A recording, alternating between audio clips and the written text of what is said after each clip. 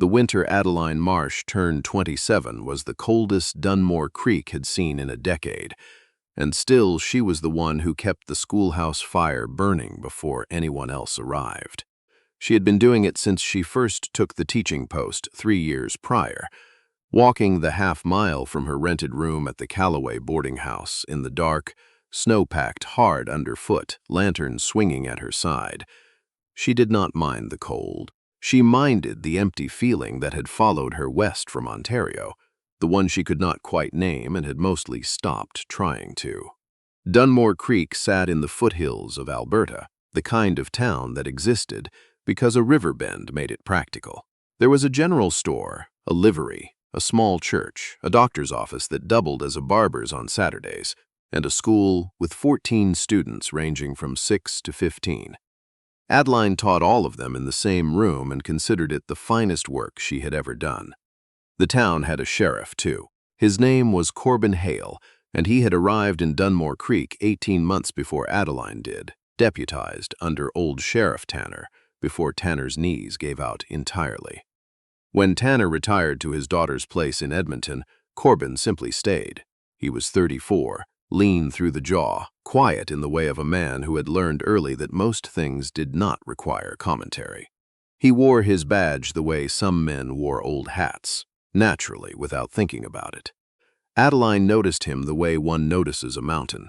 Impossible to miss, but so permanent that after a while you stop remarking on it. They were not friends, exactly.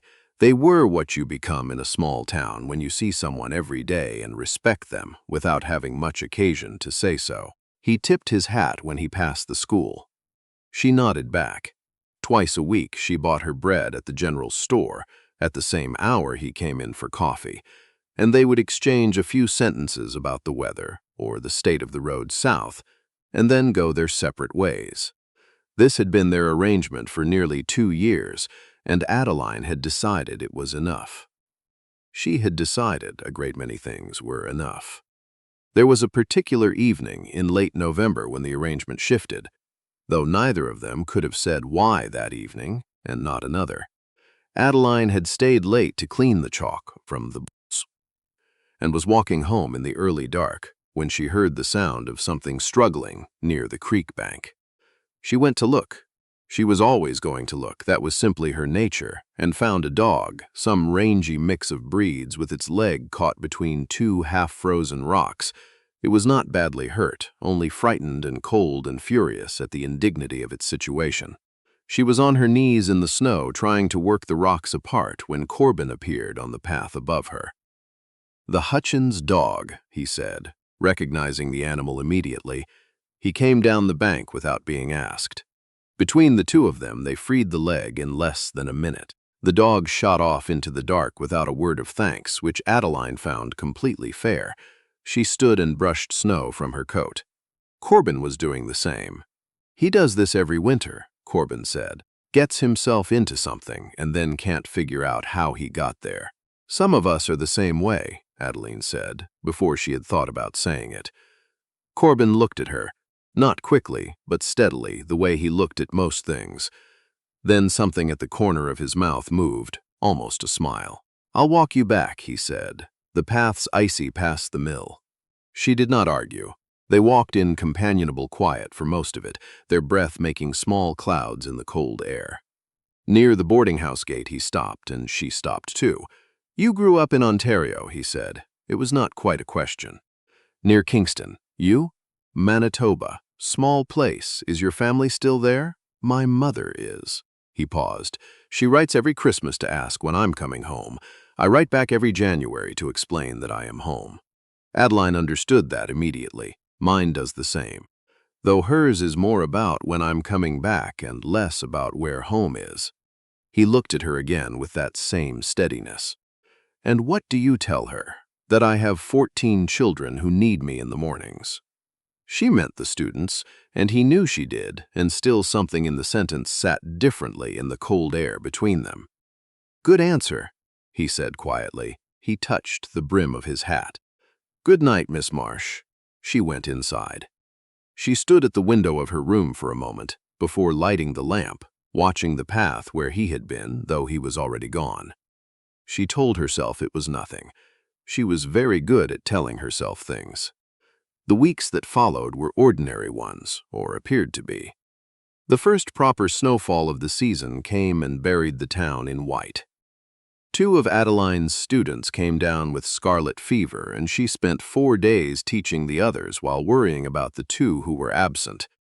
The doctor, a gruff Scots-born man named Dr. Ewan Price, told her both children would recover, and she believed him, and the relief she felt was disproportionate to what one might expect from a woman who was only their teacher. But that was the thing about Adeline Marsh. She felt things at their full weight. She always had. It made her good at her work. She noticed when a child came to school hungry and made sure there was extra in the lunch basket she'd kept at her desk. She noticed when the older boys were ashamed to struggle with their letters and found ways to make the learning feel private. She noticed everything, which was perhaps why it took her so long to notice certain things about herself, because she was always so busy attending to others. Corbin noticed things too, in his particular way. He began appearing at the schoolhouse door occasionally in the late afternoons, not in any intrusive fashion, only to let Adeline know about a downed tree on the path east or ice on the main road, or a horse running loose near the edge of town, that parents should tell their children to steer clear of. Practical information, delivered practically, and then he would leave again. The children were 8 years old and therefore entirely transparent about their opinions. "Sheriff Hale comes here a lot," said a girl named Polly Whitmore, in the tone of someone pointing out something very interesting indeed. "He brings useful information," Adeline said. "My mama says he doesn't talk to many people." "Your mama is probably right," she also says. "Polly," Adeline said, "please finish your sums." She was aware distantly that something was forming between herself and Corbin the way ice forms, slowly, then all at once. She was aware of it the way you are aware of a sound in the walls of a house. You know it is there, you are not entirely certain what it means, and you are not sure whether investigating it will help, or simply make you more conscious of the thing you cannot name. There was an evening in early January, the kind of cold that makes the whole world feel very still and very small, when Adeline sat at the table in the front room of the boarding house, with her marking, and the proprietress, a comfortable widow named Mrs. Fern, asked her outright whether she had considered remarrying. Adeline had not been married in the first place, she said so. "I meant marrying at all," Mrs. Fern said pleasantly, in the way of a woman who sees more than she lets on. "You're a fine-looking young woman with a good position and a kind disposition. It strikes me as a waste." "Perhaps I shall marry the schoolhouse," Adeline said. "We have an excellent understanding." Mrs. Fern laughed. But Adeline stared at her papers for a long time afterward and did not do much marking. The truth, the one she had stopped examining too closely, was that she had come west in part because of a man back in Kingston who had told her, in his gentle and devastating way, that he admired her enormously, but that he could not quite picture a life with someone who cared so much about everyone else's children. She had not thought at the time that this was a fatal flaw.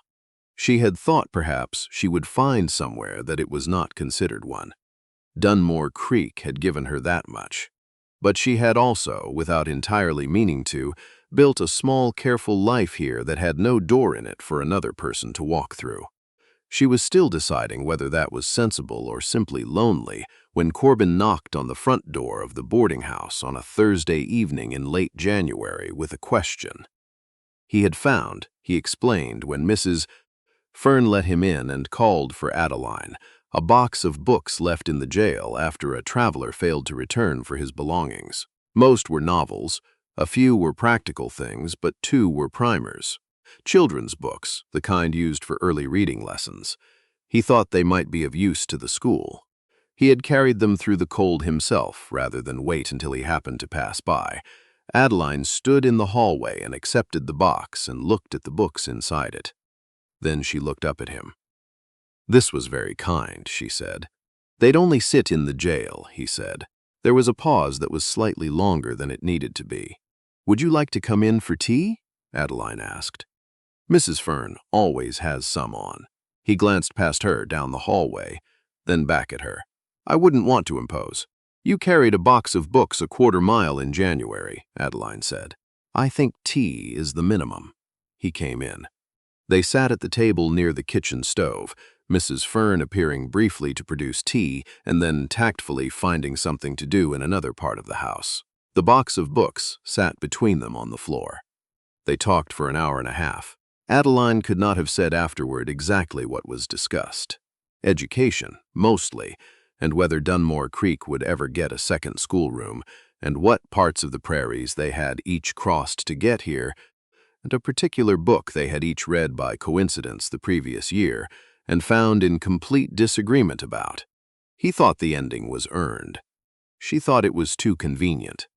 Earned and convenient aren't opposites, he said. They're not identical either, she said. He looked at her in a way she had noticed before, directly, like he was reading something on a page that required care. No, he said. They're not. She walked him to the door when he finally stood to go. He put on his coat and hat and opened the door to the cold, and then turned back. Thank you, Miss Marsh, he said. Adeline, she said, without planning to. Something shifted in his expression, very slightly. Thank you, Adeline. She closed the door and stood there for a moment with her hand on the frame. This is when things change, she thought.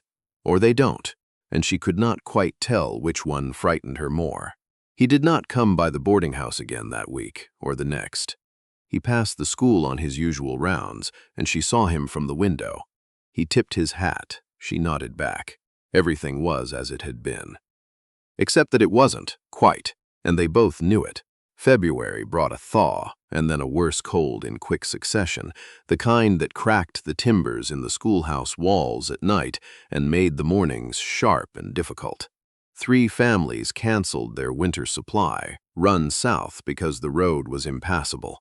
A rancher north of town, a man named Gil Purvis, who everyone agreed had more land than sense, got caught out on his own range and came back with frostbite on 2 fingers. Dr. Price took care of him, and the town discussed it at length, because in Dunmore Creek there was not always other news. Adeline heard, through the natural current of information that flows through small towns, that Corbin had ridden out to look for Gil himself before Gil turned up, that he had been gone 4 hours in that cold, without telling anyone where he went. She heard this from Polly Whitmore's mother at the store. She received it the way she received all information, calmly, on the outside. She mentioned it to him the next time she saw him, because she was Adeline Marsh, and she could not simply not mention things that mattered. I heard you went looking for Gil Purvis, she said. She was on the boardwalk outside the school. He had stopped with his horse at the post nearby. He has 3 kids, Corbin said simply. You could have asked someone to go with you. He looked at her steadily. I could have. It was reckless, she said. Probably. Corbin. She had not used his given name before. He was quite still. Don't do that. He was quiet for a moment. Don't do what?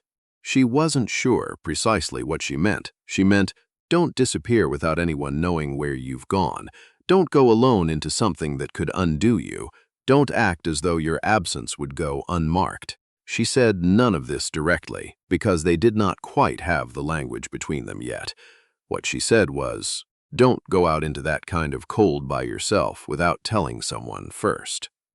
He looked at her for a long moment. Then, who would you have me tell?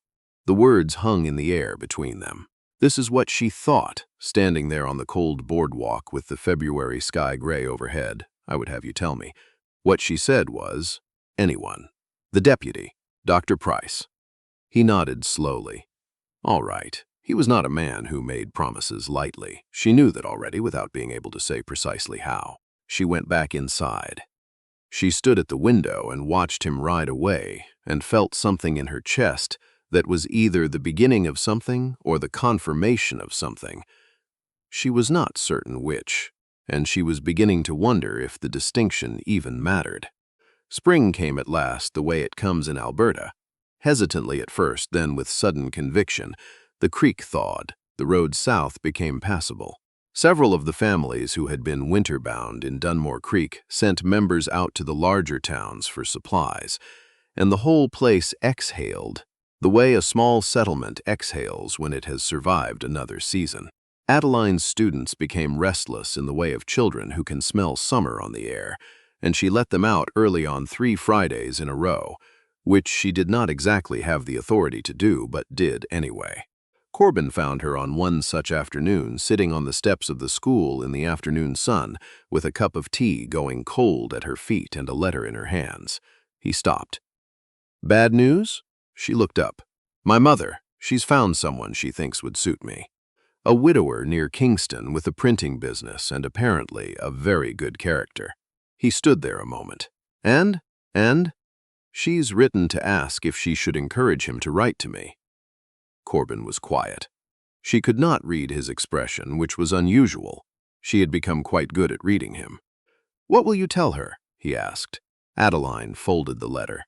She looked at the street, the familiar line of buildings, the creek glinting at the edge of town. "I'll tell her I'm happy here," she said. "Are you?" She looked up at him. "I am." He stood there a beat longer than made sense for someone who had somewhere to be. "Then she should know that," he said. He touched the brim of his hat and started to move on. "Corbin." He stopped. She had not planned what came next. This is the thing about Adeline Marsh. She thought carefully about most things, and then occasionally did the opposite. "Are you happy here?" she asked. He turned back. The afternoon light was the particular gold that only happens in spring, the kind that makes everything look like a photograph someone is going to keep. "I am now," he said, quietly, simply, like it was a fact he had just gotten around to mentioning. She felt something unlock in her chest so cleanly it almost made her catch her breath. She looked at him. He looked back. "There are dances in the church hall on the first Saturday of each month," she said. "I go every month. I usually go alone." The corner of his mouth moved. "Is that an invitation?" "It is a statement of fact," she said. "You are welcome to draw your own conclusions." He was quiet for a moment, then, "I'm not much of a dancer." "Neither am I," she said, "but I find I enjoy it anyway." Another pause, longer this time. The kind of pause that is doing a great deal of work. "First Saturday of next month," he said. "Yes, then I'll find you there." She nodded and turned her face back to the afternoon sun so that he would not see how thoroughly she was smiling. He did find her there. He danced badly, and so did she, and at some point they gave up entirely and stood at the edge of the hall with cups of punch and talked for 3 hours straight, and several people noticed and said nothing because Dunmore Creek was the kind of town that noticed everything and had the grace to sometimes hold its tongue. Afterward, he walked her home along the creek path, the late spring night warm enough to go without a coat, and at the gate to the boarding house he stopped. "I want to ask you something," he said. "All right." He looked at the gate, then at her in that careful way he had.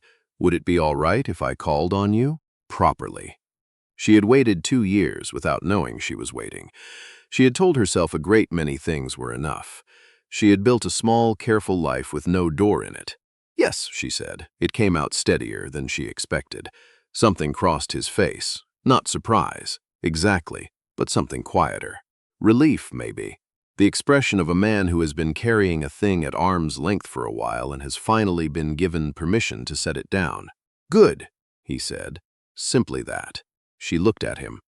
"You could have asked earlier, you know." "I know," he said. And then, "I wasn't sure you had room for it. You give so much of yourself to this town.